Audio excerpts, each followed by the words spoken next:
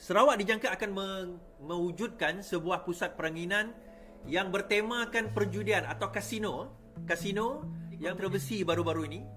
Memanglah nampak orang PAS je yang bising berkenaan dengan perkara ini kan, tapi saya pun bising jugalah sebenarnya. Bagi saya tidak nampak rasional sebenarnya kalau kita nak bercerita tentang what do you call that? Sekejap. Di kontroversi baru-baru ini. Baik, now berkenaan dengan perjudian di Sarawak lah. Saya baca dulu kasino yang bakal dibuka di Sarawak. Sarawak bukan hanya negeri untuk orang Islam saja. Menteri Pelancongan Industri Kreatif dan Seni Persembahan Sarawak Abdul Karim Hamzah berkata rancangan pembangunan pusat peranginan Borneo Highlands tidak terhad kepada kasino saja. Ketika mengulas bantahan PAS terhadap cadangan kasino dalam projek itu, Karim berkata pusat peranginan itu akan merangkumi taman hiburan dan padang golf. Kasino mungkin jadi sebahagian daripadanya, katanya memetik laporan Malay Mail. Dia menyoal PAS, mengapa PAS menentang kasino sedangkan terdapat pusat perjudian lain seperti nombor 4D terdapat di dalam negeri itu. Itu juga haram bagi umat Islam. Tetapi apabila kasino itu dipertikaikan, semua orang teruja tanpa menyadari bahawa kasino bukanlah satu-satu perkara yang perlu didirikan di pusat peranginan Borneo Highland. Now, menjawab soalan YB Karim ni Menteri Pelancongan lah. Menjawab soalan YB Karim ni mengenai persoalan ini, bagi saya dia bukan isu ada 4D kemudian therefore kita boleh buat benda lain. Too wrong does not make a right. Dia kata bukan umat Islam saja yang haram. Tuan-tuan, saya nak bagi tahu YB jugalah. Dalam agama lain pun dia tak ada istilah haram sebab dia bukan ada syariah macam agama Islam kan. Dia ada syariah mengatakan halal dan haram. Tetapi agama lain pun, antaranya Kristianiti pun memang menentang perjudian. Jadi kita tak boleh guna justifikasi dia bukannya ajaran Islam bukan Islam. Dia hanya apply untuk orang bukan Islam. Even dalam agama Kristen sendiri pun memang melarang untuk perjudian itu dilakukan. Dan kebanyakan penduduk di dalam negeri Sarawak adalah orang Islam dan juga orang Kristen, majority of them. Jadi kalau kita nak tengok dalam aspek itu, sebenarnya itu bukan aspek yang sesuai untuk nak dibincangkan.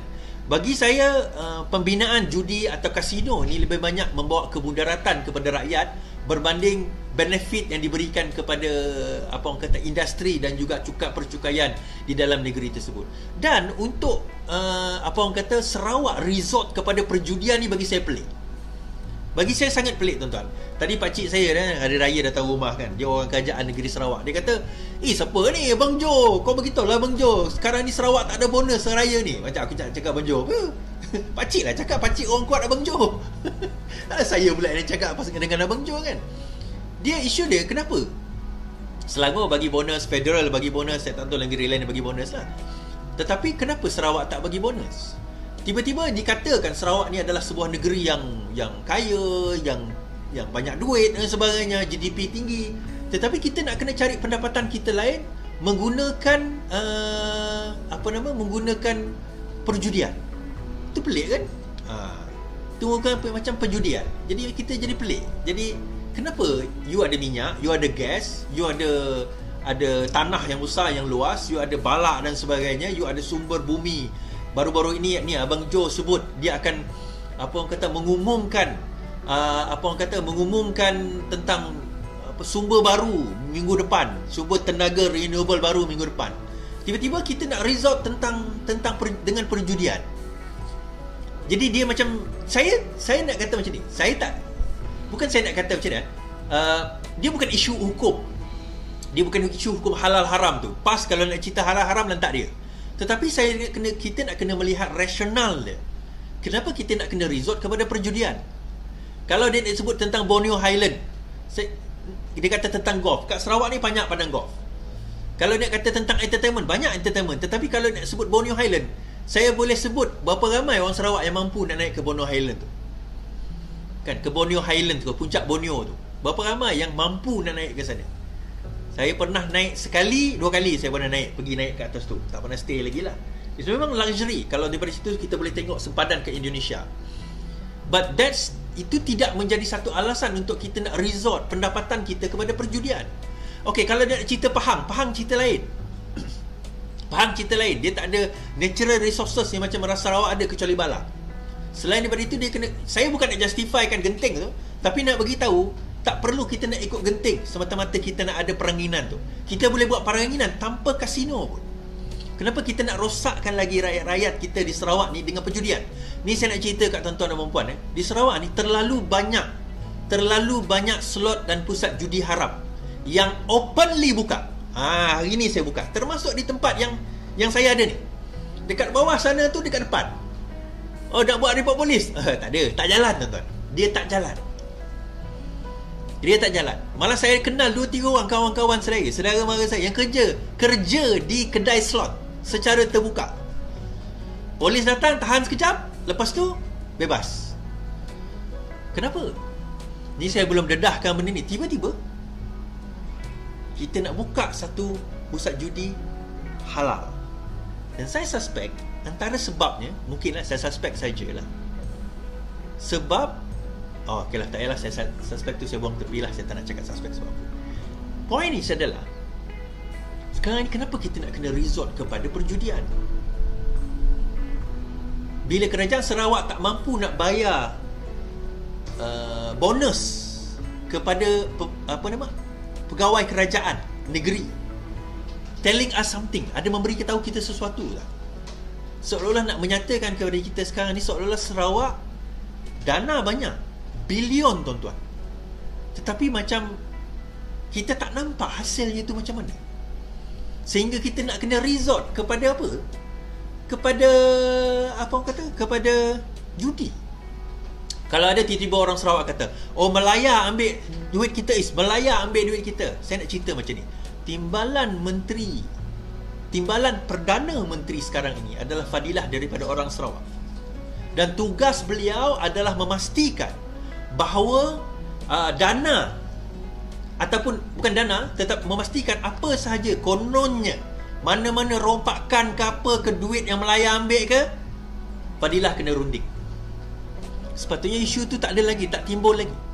YB Fadilah dah ada full authority. Dia merupakan ketua untuk nak mendepani MA63. So sekarang ni persoalan dia bukan lagi MA63 ke hak ke tak ada. Sebenarnya tak pernah wujud benda tu. Kita selama ni dimomokkan dengan perkara tersebut. It has never happened. Yelah, kita pernah kena rompak. Tetapi rompakan itu dilakukan secara bersama sebenarnya. Dengan pemimpin yang ada pada zaman dahulu di antara Sarawak dan juga Melaya termasuk UMNO sama. Mereka merancang untuk rompakan tersebut. Diadakan. Saya tak nak cerita secara detail di dalam live ni lah. Ada saya tulis tempat lain. Terutama bila melibatkan minyak Sarawak. Saya pernah sebut bagaimana 13 Mei 1969 gaduh dekat Kuala Lumpur, tiba-tiba darurat seluruh Malaysia, parlimen digantung 2 tahun, tiba-tiba buat undang-undang berkenaan dengan sempadan air laut Sarawak, Sabah dan juga Semenanjung Malaysia. 3 nautical mile. Apa kena mengena darurat gaduh pasal perkauman, tiba-tiba buat undang-undang berkenaan dengan sempadan laut, territorial sea, atau wilayah, ataupun masa tu wilayah laut federal dengan negeri. Apa kaitan dia? Cuba tonton fikir secara logik. Emergency Ordinance No. 7 1969 adalah berkenaan dengan had laut bagi negeri dan had laut bagi federal. Bagi negeri hanya 3 nautical mile ke bawah. Bagi federal, mana-mana 3 nautical mile ke atas, itu adalah hak federal. Kalau kita nak bercerita tentang hak lah, hakikat yang berlaku di dalam negara kita sekarang itu, hakikat dia yang kita kena faham. Baik, sebelum saya nak bergerak lebih laju, kejap.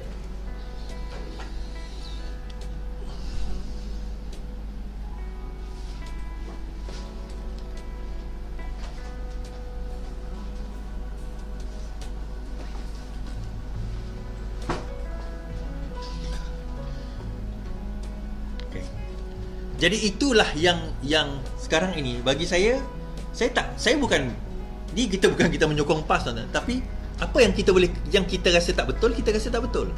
Apa yang kita rasa benda tu tak wajar, kita katakan tak wajar. Dan dalam hal kasino ini, bagi saya adalah tidak wajar untuk kerajaan negeri nak resort pelancongan untuk buat kasino. Benda tu akan lebih merosakkan rakyat daripada memberi keuntungan sebenarnya. Daripada segi keburukan dia lagi banyak.